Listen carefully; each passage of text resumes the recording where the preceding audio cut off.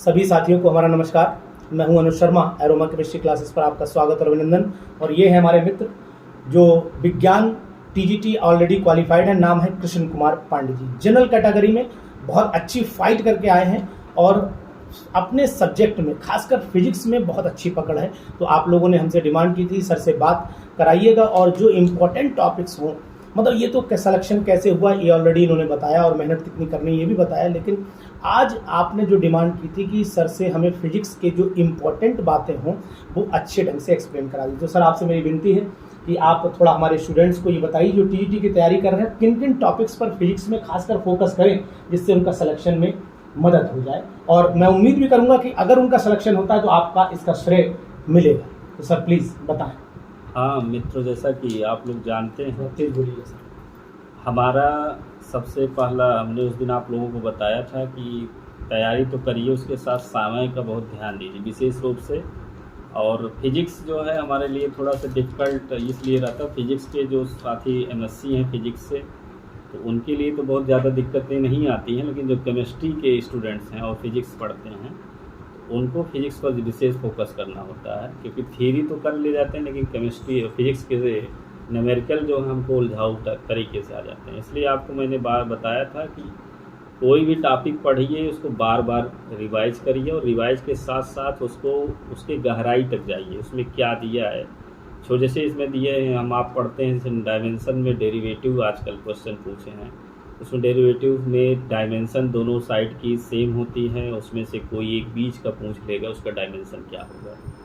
आप सपोज करिए जैसे बल की बीमा पूछता है F बराबर ma, फिर F का बीमा आपको ऑलरेडी पता होता है, A का भी बीमा पता होता है, फिर उसमें M का पूछ लिया तो M का बीमा आपको जिसको डायरेक्ट याद है वो तो बता ही लेता, kg होता है। हाँ, उसके कैपिटल M से डिनोट करते हैं, उस पर फैक्टर में उसके दोनों के सेम करके उसको क्वांटिटी बनाता है, डेरिवेटिव बना करके उसके आजकल न्यूमेरिकल दे रहे हैं। और डायरेक्ट तो पूछता कम है, क्योंकि 2 सालों से 2016 और 21 के पेपर में ये वाला प्रचलन थोड़ा ज़्यादा बढ़ गया। इस पर आप लोग खास करके प्रैक्टिस थोड़ा बुक्स के बारे में बताते चलिए। आप बुक्स में जो है इंटरमीडिएट में जो है जो रेफरेंस बुक आप एनसीईआरटी की भी आप साथ साथ एनसीईआरटी रखिए। उसके साथ साथ जो है आप एक रेफरेंस बुक में कोई एक बुक अग्रवाल त्यागी ले लीजिए या तो कुमार मित्तल ले लीजिए, यूनिवर्सल की चलती होगी आप बुक ले सकते हैं, क्योंकि उसमें क्वेश्चंस बहुत सारे ढेर सारे क्वेश्चन हैं। जितना क्वेश्चन आप लगाएंगे आपको मेथड क्लियर होना चाहिए, टॉपिक क्लियर होना चाहिए, आपका क्वेश्चन सही हो जाएगा। जैसे न्यूटन्स लॉ में आप पढ़ते हैं, न्यूटन्स लॉ में क्या है, न्यूटन्स लॉ किसे कहते हैं, उनका प्रिंसिपल क्या है, उसके बारे में हम अच्छे से गहराई से अध्ययन करेंगे तो हमको उस पर अप्लाइड क्वेश्चन पूछ लेता है, किस टॉपिक से रिलेटेड है या पूछेगा या किस लॉ का फॉलो करता है, या जैसे पूछ लेगा न्यूटन का फर्स्ट लॉ है कि सेकंड लॉ है, थर्ड लॉ, उसमें से कहेगा इनमें से कोई नहीं है, तो आप उसको बता सकते हैं। स्पीड वेलोसिटी यूनिट्स नॉर्मल है, ये चीज़ें आप बता ही लेंगे, जिसकी डायमेंशन बता लेंगे। स्पीड वेलोसिटी के छोटे छोटे न्यूमेरिकल आजकल जैसे यस बराबर ut plus half GT square पर पूछ लेता है, दूरियां क्या होती हैं, समय क्या होता है, इस पर छोटे सवाल पूछते हैं। v बराबर u प्लस AT पर पूछ लेता है, v स्क्वायर बराबर u स्क्वायर प्लस 2as गति वाला जो मोशन का चैप्टर है इम्पॉर्टेंट है, और उसमें वर्क एनर्जी पावर चैप्टर जो भी इम्पॉर्टेंट है, उसमें से थ्योरी भी पूछता है, 1-2 न्यूमेरिकल पूछते हैं, जिसको आप आसानी से कर ले जाते हैं। अब आता है खास आपको वेक्टर से ये क्वेश्चन आना 100% श्योर है। वेक्टर क्वांटिटी में पूछ लेगा, उसको प्रूफ पूछता है, vector a plus vector b equal to 90 degree, तो vector a into vector b का वैल्यू क्या होगा। इस तरीके से सवाल आते हैं, इसको आप देखिएगा। और इसके बाद सेंट्रीपेटल फोर्स क्या होता है, सेंट्रीफ्यूगल फोर्स क्या होता है, अभिकेंद्रीय बल और अपकेंद्रीय बल, जैसा कि आप लोग देखेंगे सब जो टॉपिक सिलेबस में है इसको आप विशेष रूप से उसको क्लियर कर लीजिए। सेंट्रीपेटल फोर्स क्या होता है, सेंट्रीफ्यूगल, सेंट्रीपेटल अपकेंद्रीय और अपकेंद्रीय, अभिकेंद्रीय। अभी मतलब होता है जैसे आप सेंटर में, जैसे बीचों बीच जो बल लगते हो उसको हम अभिकेंद्रीय कहते हैं, जिसको हम सेंट्रल पेटल कहते हैं। अपकेंद्रीय जो हो ऊपर की तरफ बाहर आउटसाइड में लगता हूँ, जिसे सेंट्रीफ्यूगल फोर्स कहते हैं। इनके प्रिंसिपल क्या हैं। ठीक, अगला टॉपिक आता है रोटेशनल मोशन। रोटेशनल मोशन में पुराने पेपर में बहुत सारे क्वेश्चन पूछते थे, लेकिन 21 और 16 में का पूछा है, लेकिन आप है सिलेबस में इसलिए आपको पढ़ना है। तो जिसमें पढ़ना है रोटेशनल मोशन में सिलेंडर हो गया, गोला हो गया, स्फेयर हो गया, धातुएं जितनी भी हैं, चकती हो गए, हाँ, स्फेयर, इनके पूछ लेता है, वैल्यू पूछता है, आई बराबर M R square, moments of inertia क्या है, इसकी क्या वैल्यू, रोटेशनल वैल्यू क्या होती है, परपेंडिकुलर पे क्या होता है और एक्सिस पर क्या होता है, ये सब चीज़ें आपको क्लियर होनी चाहिए। और इसी पर जब आप कोई चीज़ क्वेश्चन लगाइए, पहली चीज़ जैसे सिलेंडर पढ़ना है, सिलेंडर के थ्योरी पढ़ने के बाद उस पर 4 न्यूमेरिकल डाल दीजिए एग्जाम्पल में, तो वो न्यूमेरिकल भी रिवाइज करने में आसानी रहेगा, क्योंकि आप जिस टॉपिक को पढ़ते हैं उसके साथ साथ आपको न्यूमेरिकल बहुत ज़रूरी है। देखिए सर ने यहाँ पर बताया न्यूमेरिकल पर विशेष ध्यान दीजिएगा, जिस टॉपिक को पढ़ें सर की एक एक बात को आप लोग गहराई से सुनिए, बहुत काम आएगा। और आगे चल के प्रोजेक्टाइल मोशन आ जाता है, प्रक्षेप गति। प्रक्षेप गति क्या, जब ऊपर से बॉल आती है और एक होता है नीचे से बॉल फेंकी जाती है, तो दोनों के तरीके, दोनों से कहीं ना कहीं क्वेश्चन पूछा गया, यूएक्स और वीएक्स वाले वैल्यू जो प्रोजेक्टाइल मोशन में। और अगला आता है मैकेनिक्स के ही पोर्शन में अभी आपको बता रहा हूँ, जिसमें अगला है केपलर्स लॉ। केपलर्स लॉ में आप देखिए, केपलर्स लॉ तो एकदम आप डीपली गहराई से इस टॉपिक को क्लियर कर लीजिए, उसमें 2 से 3 सवाल आए हैं। केपलर्स लॉ का थ्योरी भी बहुत इंपॉर्टेंट है, केपलर्स लॉ कितने होते हैं, कितने प्रकार के होते हैं, कौन किस सिद्धांत पे कार्य करता है, उसकी वैल्यू पूछ लेगा। इसके बाद उसमें थोड़ा सा टेक्निकल भी डाल सकता है केपलर्स लॉ में। और प्लानेटरी मोशन क्या होते हैं, इन सबको आप ध्यान से, रोटेशनल मोशन क्या होते हैं, इसको भी आप पढ़ लीजिएगा। और फिर इसमें आप थियरी न्यूमेरिकल, इसके दोनों इंपॉर्टेंट हैं। छोटे छोटे सवाल, बहुत बड़े सवाल नहीं, आप बुक पढ़ते हैं तो उसमें बहुत सारे बड़े बड़े सवाल रहते हैं, बड़े के चक्कर मत पड़िए, लेकिन छोटे मत छोड़िए, छोटे। और जो कंसेप्ट, जैसे एक डेरिवेशन के साथ साथ उसमें दूसरा डेरिवेशन अप्लाइड हो, तो उसको ज़रूर देख लीजिए, क्योंकि एनसीईआरटी में आज मैंने देखा है कि एक ही क्वेश्चन डायरेक्ट क्वेश्चन नहीं पूछता, तो डायरेक्ट के अंदर भी अंदर घुसेंगे तो उसमें दूसरा न्यूमेरिकल निकलेगा। दूसरा है केपलर्स लॉ हो गया आपका। अब आते हैं gravity chapter, gravitational chapter, very most important. इसमें कैसे कि जी और कैपिटल जी कार्य करता है, इस पर वर्क कैसे करता है। जी में आप संबंध पढ़े होंगे, न्यूमेरिकल लगाते हैं, जी भी बहुत हमारे लिए इम्पॉर्टेंट है। और कैपिटल जी, इसमें एक पोष अर्थ में जब आप ज़मीन के अंदर जाता है तब क्या होता है जी की वैल्यू, जब सरफेस पे आता है तब क्या होता है, और जब बाहर आता है तब क्या होता है जी। जी और जी डैश में अंतर भी आप ध्यान दिए, जी जी डैश पर एक बहुत I R E cos square alpha ऐसे कुछ होता है, इसको आप विशेष रूप से देख लीजिए, इस पर एक सवाल आएगा, श्योर है। और इस पर एक सर्किल बनता है, उस सर्किल के अंतर्गत जब रोटेशन करता रहता है तब जी की वैल्यू पोल ध्रुवों पर क्या होगा, उसके एक्सिस पर क्या होगा, हाँ, पोलर पे क्या होगा, हाँ, ये सब चीज़ें आप बिंदुओं पर अलग अलग, चारों पॉइंट्स पर अलग अलग जी का मान होता है। इस पर न्यूमेरिकल 16 में पूछा। ज़्यादातर बच्चे कंफ्यूज आते हैं, कर नहीं पाते, जो एक्सपर्ट रहता है बार बार प्रैक्टिस करता है उन्हीं बच्चों को सही हो पाता है, इसलिए आप उसको ज़रूर देख के आइए। थोड़ा सा टेक्निकल भी है, एग्जामिनर को भी देने में हमको लगता है कि वो भी अच्छे सवाल ढूंढते हैं जिससे कि बच्चे अच्छे, उनको स्टूडेंट अच्छे टीचर्स मिल सकें, इसलिए इस टॉपिक को ज़रूर डालेगा। और आगे है सरफेस हो गया, इनर आउटर हो गया, हमने बता दिया। स्कैप बेलास्टिक क्या होते, पलायन वेग, इस पर न्यूमेरिकल पूछता है कि अगर हम पृथ्वी पर थे और उसको हम चंद्रमा पर उसी बेलास्टिक फेंक दें तो क्या उस पर जी में क्या प्रभाव पड़ेगा, ये सवाल आया है, आप लोग जानते हैं, G/6 हो जाता है। हाँ, तो ये सब सवाल, इस पर भी न्यूमेरिकल आपको देखना है।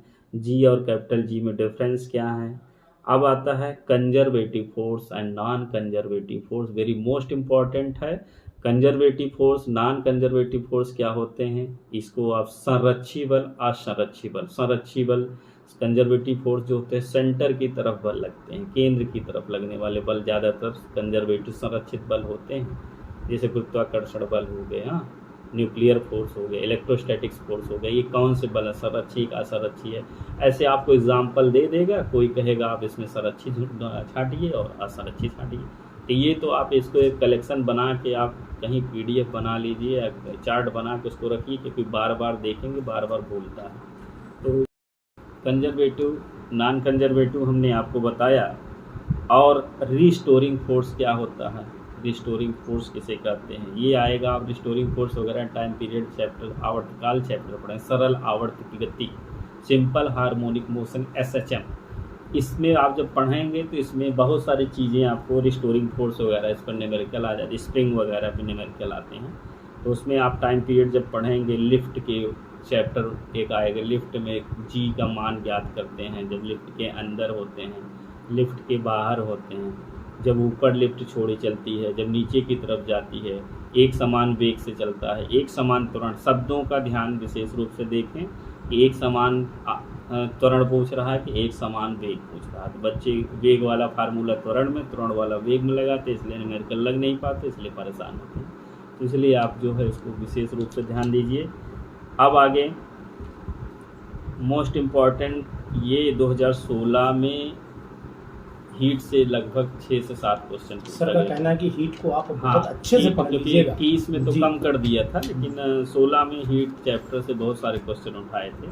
हीट पहले नहीं पूछता था, लेकिन इस समय ट्रेंड हो गया हीट से। तो temperature difference, CP CV, molecular orbital इसमें जो पूछते हैं, मोनोएटॉमिक डायटॉमिक, इसके जो फंक्शंस हैं, ये पूरा चैप्टर मॉलिक्यूलर थ्योरी है ना, काइनेटिक थ्योरी, ये चैप्टर भी उसको आप देख लीजिएगा, क्योंकि ये हीट का चैप्टर पढ़ने से 2 फायदे हैं आपको, केमिस्ट्री भी और फिजिक्स भी दोनों आप कवर कर देता है इसके। हाँ, इसलिए इसको आप टॉपिक दोनों पढ़ेंगे तो दोनों से नंबर गेन हो सकता है, अधिक नंबर भी। रेशियो इसका देख लीजिए, CP CV, CP/CV, CP mayor का फार्मूला इम्पोर्टेंट है, मेयर के फार्मूले पे सवाल आ जाते हैं, ठीक है। थर्मोडायनेमिक्स हो गया, इसके साथ आप लाइट आ जाइए। लाइट से 2, 4, 5 क्वेश्चन पूछ लेते हैं, वो भी ईजी पूछते हैं, आप बहुत परेशान होने की ज़रूरत नहीं है। एक आध तो इसमें उदाहरण पूछ लेगा, लेंसेज का यूज़ क्या होता है, कॉनकेव लेंस क्या होता है, कन्वेक्स लेंस क्या होते हैं, इनके उदाहरण आपसे पूछेगा। कहाँ यूज, इस पर न्यूमेरिकल बहुत कम पूछा है, एक आध 2 पूछे, तो न्यूमेरिकल नहीं पूछते हैं। लेकिन दूर दृष्टि निकट दृष्टि दोष के कारण पूछ लेता है, इसका निवारण क्या हो, जरा दृष्टि दोष क्या होता है, ये हाई स्कूल बुक से पढ़ेंगे तो और क्लियर हो जाएगा, 12th में है ही है, ठीक है। इंटरफेरेंस क्या होता है, डिफ्रैक्शन, पोलराइजेशन कंसेप्ट, ये इंटरफेरेंस ये जो है पुरानी बुक्स आपके पास अवेलेबल हो तो पुरानी बुक्स से इसको आप रीड करिए, क्योंकि ये टॉपिक पुरानी बुक में बहुत अच्छे से क्लियर किया। अग्रवाल और त्यागी की बुक में आप इंटरफेरेंस पढ़ेंगे, डिफ्रैक्शन, पोलराइजेशन के बारे में। और मॉडर्न फिजिक्स में न्यूक्लियर फिजिक्स क्या होता है, जेनर डायोड, ये सब थोड़ा बहुत, ज़्यादा तो नहीं, आउट ऑफ सिलेबस चीज़ें मत पढ़िए। इसमें PN जंक्शन, PN और PNP ऐसे कुछ देखा 2 दिए हैं, बहुत सारे नहीं हैं उसमें, जो जितना सिलेबस में वही आप पढ़िए। और सेल क्या होते हैं, इलेक्ट्रिक सेल, अब देखिए आपको केमिस्ट्री में भी मिल रहा है, इससे एक सवाल कन्फर्म है, केमिस्ट्री में तो हाँ श्योर है, फिजिक्स में भी पढ़ लेंगे तो आपको और क्लियर हो जाएगा। प्राइमरी सेकेंडरी सेल का एग्जांपल पूछता है हमेशा, इसमें MnO2 निकलता है कि Mn निकलता है, कैथोड हाँ, कैथोड पर क्या बनता है, एनोड पे कौन सा क्रिया होता है, ऑक्सीकरण हो रहा है, रिडक्शन हो रहा है, एनोड पर ऑक्सीडेशन होता है और कैथोड पर रिडक्शन होता है। मैट्रिक AR AO याद कर लीजिए, सब बताए भी होंगे, हाँ देख लीजिएगा। आगे इलेक्ट्रोमोटिव फोर्स जो होता है, EMF की वैल्यू निकालना, इलेक्ट्रोमोटिव फोर्स जो होता है, विद्युत वाहक बल जिसे कहते हैं, ये आप लोग पढ़िएगा। विद्युत वाहक बल क्या होता है, ई सेल की वैल्यू निकालने की पूछता है, ई कैथोड माइनस ई एनोड। ये केमिस्ट्री फिजिक्स दोनों में है, लेकिन फिजिक्स में विशेष रूप से देखिए। Drift velocity very most important. Drift velocity क्या, अनुगमन वेग कहते हैं, अनुगमन वेग में संबंध पूछता है, इस पर न्यूमेरिकल पूछते हैं, ठीक है। तो ड्रिफ्ट वेलोसिटी पर भी हमने सवाल अच्छे से क्लियर किया था, उसमें कोई दिक्कत नहीं थी। आप जिस टॉपिक को पढ़िए उससे चाहे जो सवाल पूछे, कहने का मतलब ये है मेरा कि आप अगर अनुगमन वेग से मैंने जैसा बताया कि अनुगमन वेग से जो भी टॉपिक आपको क्लियर हो, अनुगमन वेग के फार्मूले क्या होते हैं, अनुगमन के संबंध क्या होता है, I बराबर यानी AVD, N क्या है, E क्या है, I क्या है, VD क्या है, हाँ ये सब चीज़ें एक एक उसके पॉइंट क्या है। N दे दिया, E दे दिया, A दे दिया, VD पूछ लिया, VD दे दिया, N दे दिया, E दिया, उसमें कोई एक ने कन्वर्ट कर देगा, ठीक है। 3 चीज़ें दी रहेंगी, दूसरा गायब कर देगा, तो ये ना समझिए, फार्मूला आपको पता रहेगा तो आप खट से रख करके न्यूमेरिकल लगा लेंगे। और दूसरी चीज़, जितने ज़्यादा इस पर न्यूमेरिकल लगाएंगे उतने टॉपिक उतना आपको क्लियर हो जाएगा, सवाल तो आएगा उसी फार्मूले पे, अलग से कुछ आ ही नहीं सकता। इसलिए आप जितना ज़्यादा प्रैक्टिस करेंगे उतना ही आपके लिए आसानी होगी और समय की बचत भी मिलेगी।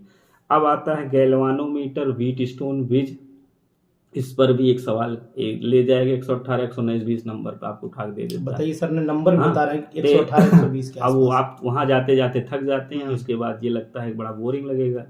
तो ये ऐसे सवालों को एकदम जब जितने डिफिकल्ट होते हैं उसको पीछे उठा के रखता है, भी जान लीजिए। देखिए सर ने बहुत इंपॉर्टेंट बात और- बताई कि जितने कठिन सवाल है बच्चा थक जाएगा हाँ, तो अल्टीमेट और वो दूसरी छोड़ेगा उसे, चीज, या गलत करेगा। जो जी। पहली बार टीजीटी का परीक्षा देने जा रहे होंगे उनके लिए सबसे बड़ी बात यह है कि ये चीज़ आप पहले से जान लीजिए, रैंडमली क्वेश्चन पूछता है। आप एलटी में डिफरेंस है, लेकिन टीजीटी माध्यमिक शिक्षा चयन बोर्ड जो कराता है परीक्षा, अब तो क्या आयोग इसका नाम बदल गया है, शिक्षा सेवा चयन आयोग। शिक्षा चयन आयोग है। इसको इसमें आप देखेंगे आपको ये जैसे पहले 63-62 का जो रेशियो था 125, एलटी में आपको अलग अलग केमिस्ट्री आया तो केमिस्ट्री आता है, फिजिक्स आता है फिजिक्स आता है, इस तरीके से। लेकिन यहाँ पे आपको माध्यमिक चयन बोर्ड में सर एक बच्चों की समस्या ये भी रहती है कि फिजिक्स और केमिस्ट्री में लगभग क्वेश्चन कितने आते हैं, थोड़ा सा बताइए। जैसे हाँ मैंने भी यही बताया है, लेकिन कभी 62 कभी 63, इसमें कोई भी दिक्कत नहीं। और क्योंकि एक आध दो क्वेश्चन तो प्लस माइनस कॉमन भी हो जाते हैं ना, कॉमन हो जाते हैं, इसलिए बहुत परेशान होने की जरूरत नहीं है आपको।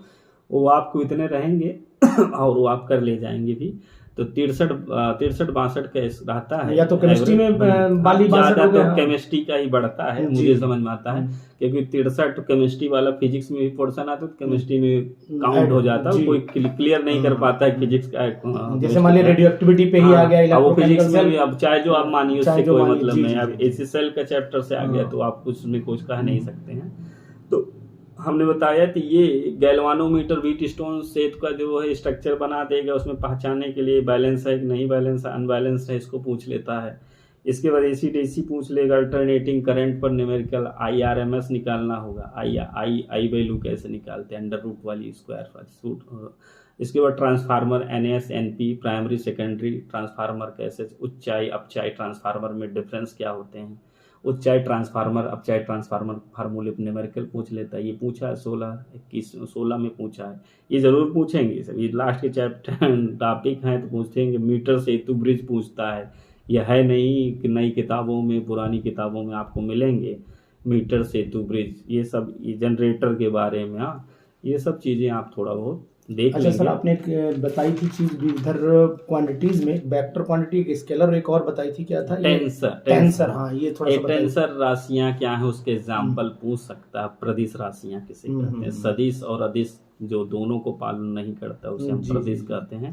टेंसर राशि, मोमेंट्स ऑफ एनर्जी एग्जाम्पल इसमें आते हैं, टार्क भी आते हैं, ऐसे कुछ उदाहरण हैं जो इनको याद रखिएगा। तो प्रदिश राशियां पीजीटी के बच्चे जानते होंगे, पुरानी बुक्स पीजीटी का पेपर सॉल्व किए होंगे, तो उसमें हमें तो जो है टीजीटी पीजीटी टोटल पेपर मैंने सॉल्व किया। मैं अपना बता रहा हूँ, मेरा टीजीटी का भी पेपर सॉल्व था और पीजीटी का भी पेपर सॉल्व किया था। पीजीटी के भी मैंने फिजिक्स सॉल्व किया था, ये भी जान लीजिए। मैंने पीजीटी का पूरा पेपर फिजिक्स और पीजीटी का पूरा पेपर केमिस्ट्री, टीजीटी का पूरा केमिस्ट्री, दोनों मतलब कोरिलेट पता। मेरे दिमाग में कभी रहता है कि हो सकता है वही एक्सपर्ट बना दिया हो पीजीटी वाला। जी। और पीजीटी वाला बना देगा तो जान लीजिए, तो पीजीटी का क्वेश्चन 2-4 तो डालेगा ही, उसके दिमाग में सेट रहता है। और मैं अपना एक्सपीरियंस बता सर ने बहुत अच्छी बात की। मैं हमेशा बोलता हूँ कि अगर पीजीटी के क्वेश्चन लेवल मतलब चैप्टर सेम है तो करने में बुराई क्या है। हम कह रहे हैं कि अच्छे ज्यादा पढ़ने से नुकसान तो करेगा नहीं, लेकिन ये है पेपर क्वेश्चन आपके पास कलेक्शन भी हो जाते हैं। दूसरी चीज पीजीटी के क्वेश्चन मैंने 16 का पेपर देखा और पीजीटी का भी पेपर 16 मैंने फिजिक्स देखा, तो मुझे पीजीटी का फिजिक्स टीजीटी का अपेक्षा इजी लगा। जी, क्योंकि मैं पीजीटी का फिजिक्स बहुत ज़्यादा क्वेश्चन कर ले रहा था, लेकिन टीजीटी का क्वेश्चन टफ लग रहा था जी। तो ऐसा नहीं है, टीजीटी का ऐसे इसी तरीके से केमिस्ट्री का 21 वाले में पेपर बनाया गया था, बहुत अच्छा पेपर था। 21 का जो फिजिक्स इजी आया था प्रवक्ता का, और फिजिक्स टीजीटी का पेपर टफ बनाया था। तो पीजीटी वाला आदमी बनाया था तो पेपर उसका स्तर तो दिमाग में रहता ही कि हमारे प्रश्न जो अच्छे हुआ, और केमिस्ट्री वाला सोचता है कि मेरा केमिस्ट्री ज़्यादा अच्छा होता है। इसलिए आप जान लीजिए टीजीटी का पेपर नॉर्मल नहीं बनता है।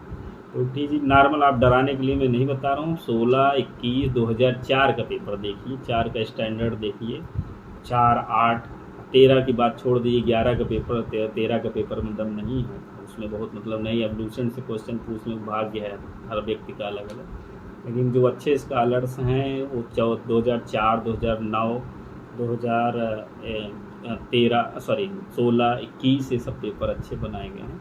और मार्क्स जो है बहुत ज़्यादा परेशान होने की ज़रूरत नहीं। आप अच्छा सर, लगभग कितनी रेंज जानी चाहिए बच्चों की जहाँ पर जाकर के इनका सिलेक्शन आसान, मतलब कितनी तैयारी करनी है? तैयारी का ये है क्वेश्चन कि नंबर क्वेश्चन अटेम्प्ट जितना करेंगे उनके लिए इतना ही फायदेमंद है। कहाँ किस सेफ जोन में? सेफ जोन 90 प्लस रहेंगे तो 99% है मेरा श्योर है। अगर पेपर स्तर 16 और 21 का जैसे आ रहा है तो 90 क्वेश्चन जो कर ले रहा जनरल में तो अच्छी रैंक मिल जाएगी, कोई दिक्कत नहीं है। 90 का ऊपर करना आसान भी नहीं है अगर अच्छा पेपर बना रहा है। बाकी तो भाई आप फिजिक्स केमिस्ट्री पढ़ने वाले स्टूडेंट खुद ही समझ रहे हैं कि IIT के लड़का 33% 100 में कर देता है। 33 मतलब 100 में 33 क्वेश्चन कर रहा है तो उसका 100 परसेंटाइल बनता है जी। अब आप 80 100 125 में 90 क्वेश्चन कर रहे हैं तो आप 100% परसेंटाइल वाला अलग चीज़ होता है, क्वेश्चन अलग चीज़ होता है। जी। अभी जैसे आप परसेंटाइल निकालना आसान है, सब ये जान लीजिए, लेकिन क्वेश्चन हमारा तो प्रतिशत में 80% अगर किसी परीक्षा को कर रहे हैं अभी साइंस में तो बहुत अच्छा है। 80% ईमानदारी से अगर 80% है कि धांधली उधली नहीं, कोई इधर उधर से नहीं काम किया तो श्योर हो जाएगा। और पेपर अगर ईजी आ रहा है तब जान लीजिए तब थोड़ा से तो 100 फाइटिंग बढ़ जाती है तब। हाँ, जैसे 13 का पेपर 11 का पेपर 100 के आसपास जो बच्चे किए थे जनरल के लिए, तो अब उससे अपने आप को माने। जो 13 का पेपर है हमारे कई फ्रेंड्स हुए थे, जो हमारे सीनियर्स बहुत सारे थे जो राजकीय वगैरह में इस समय हैं, वो सब अच्छे थे। इसका रियलिटी ग्रेड जो राजकीय में पहली दूसरी तीसरी रैंक वाले भी हमारे कई परिचित केंद्रीय विद्यालय में। अभी एक हमारे सर तिवारी सर हैं, वो भी जो है इसमें 5वीं रैंक थी, लोक सेवा प्रोक्टम हुआ था उनका भी। ये लोग एक्सपर्ट जो थे सीनियर्स, इनसे हम लोग चर्चा करते थे आपस में तैयारी करते समय, और इन लोगों की तैयारी बहुत अच्छी थी। तैयारी करने का मतलब ये है कि पेज टू पेज उनको क्लियर था कहाँ कौन सा टॉपिक है। अब होना ना होना तो ईश्वर की मर्जी है। हाँ, आपका भाग्य भी प्रारब्ध भी काम करता है। अगर आप अच्छा करेंगे तो श्योर है आपके साथ ईश्वर भी साथ देते हैं। आप मन से लगे रहिए और हमारी यही शुभकामना है कि जो स्टूडेंट या जो विद्यार्थी अच्छे से तैयारी कर रहे हैं उनको ईश्वर सफलता दें, मेरी यही शुभकामना है। और आप भी लोग आए शिक्षक पेशे में तो आप अपने भी अपने दायित्वों का अच्छे से निर्वहन करें, मेरी यही शुभकामना है। चलिए, बहुत बहुत धन्यवाद सर। आपने जो आखिरी शब्द बोला इससे मैं बहुत ही जो है लाभान्वित मैं भी हुआ हूँ, साथ आप भी होंगे कि अगर आप सेलेक्ट होते हैं तो जाइए उस कॉलेज को बिल्कुल इम्प्रूवमेंट दीजिए और अपने पूरे जितना 100% हो उसको देने की कोशिश जरूर करें। तो जरूर आपको इंटरव्यू समझ में आएगा। बहुत बहुत धन्यवाद सर जी आपका भी, और सभी बच्चों को भी हमारा नमस्कार। कोई भी सपना साकार करने के लिए सबसे जरूरी है सही कोच का होना। चुनिए अरोमा केमिस्ट्री क्लासेस को और करें अपने PGT-TGT एग्जाम्स ऑफ इंडिया का सपना साकार। Download the app now.